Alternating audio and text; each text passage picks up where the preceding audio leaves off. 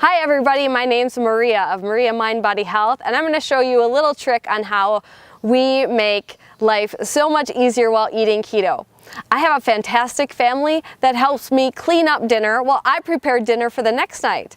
And so what I'm going to do now, I love my slow cooker, I always will. What I'm going to do is I'm going to open up a package of chicken thighs. If you are doing a protein sparing modified fast, feel free to use chicken breasts, but I use these butcher box chicken thighs. I'm going to put them right into the slow cooker. And then I'm going to add Maria's Keto Kitchen Ranch dressing. I'm going to add a couple tablespoons right into my slow cooker. And then I'm going to add about a half a cup to 1 cup of bone broth, depending on how big your chicken thighs and chicken breasts are.